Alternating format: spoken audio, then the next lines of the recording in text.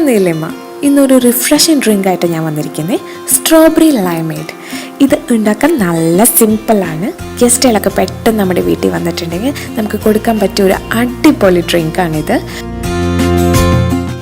എനിക്ക് സ്ട്രോബെറീസ് ഇല്ലെങ്കിൽ തന്നെ നമുക്ക് പൊമഗ്രാനേറ്റ് യൂസ് ചെയ്തിട്ട്, അതായത് മാതളനാരങ്ങ യൂസ് ചെയ്തിട്ട് നമുക്ക് ഈ ഡ്രിങ്ക് ഉണ്ടാക്കാം. സ്ട്രോബെറി ലൈമേഡ് എങ്ങനെ നമുക്ക് ഉണ്ടാക്കണമെന്ന് നോക്കാം. അതിന് വേണ്ടിയിട്ട് ഞാനിവിടെ കുറച്ച് സ്ട്രോബെറീസ് എടുത്തിട്ടുണ്ട്. ഒരു 8-10 സ്ട്രോബെറീസ് എടുക്കാം. ഒരു വലിയ ലൈം എടുത്തിട്ടുണ്ട്, അതായത് ചെറുനാരങ്ങ എടുക്കാം. ലൈം ഇല്ലെങ്കിൽ നമുക്ക് ലെമൺ ആയാലും യൂസ് ചെയ്താൽ മതി. ഇനി ഒരു ബ്ലെൻഡർ എടുക്കാം. എന്നിട്ട് നന്നായിട്ട് കഴുകിയ സ്ട്രോബെറീസ് നമുക്കിതിലേക്ക് ഇട്ട് കൊടുക്കാം. ഞാൻ ഇവിടെ 2ആയിട്ട് കട്ട് ചെയ്തിട്ടാണ് സ്ട്രോബെറീസ് ചേർത്ത് കൊടുക്കാൻ പോകുന്നത്. ഇനി ഇതിലേക്ക് നമുക്ക് ലൈം ജ്യൂസ്, നേരത്തെ എടുത്ത ചെറുനാരങ്ങയുടെ നീര് ചേർത്ത് കൊടുക്കാം. അതേപോലെ തന്നെ നമുക്ക് ഇവിടെ മധുരത്തിനായിട്ട് ഞാൻ ചേർത്ത് കൊടുക്കാൻ പോണത് ഹണിയാണ്. കുറച്ചും കൂടെ ഹെൽത്തി ആക്കാൻ വേണ്ടിയിട്ടാണ് ഞാൻ ഹണി ചേർത്തിരിക്കുന്നത്. ഷുഗർ വേണ്ടവർ ഷുഗർ ചേർക്കുക, അല്ലെങ്കിൽ ഹണിയാൽ ചേർത്ത് കൊടുത്താൽ മതി. ഇനി ഇതിലേക്ക് ഞാൻ 2 ഗ്ലാസ് വെള്ളം ചേർത്ത് കൊടുക്കുന്നുണ്ട്. എന്നിട്ട് നമുക്ക് നന്നായിട്ടൊന്ന് ബ്ലെൻഡ് ചെയ്തെടുക്കുക. ഇത്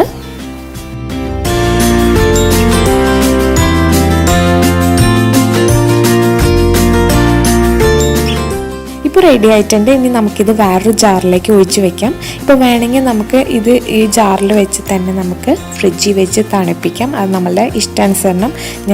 ഇപ്പോൾ ഡയറക്റ്റ്ലി ഞാൻ സെർവ് ചെയ്യാൻ പോവാണ്. ഒരു ഗ്ലാസ് എടുക്കാം, നമുക്കിതിലേക്ക് ഒഴിച്ചു കൊടുക്കാം.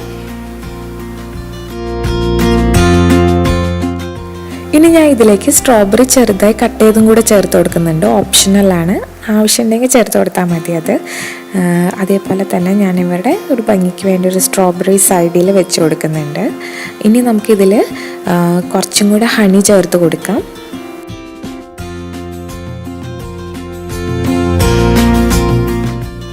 തണുപ്പിന് വേണ്ടിയിട്ട് ഞാൻ കുറച്ച് 2-3 ഐസ് ക്യൂബ്സ് ഇതിലേക്ക് ഇട്ട് കൊടുക്കുന്നുണ്ട്.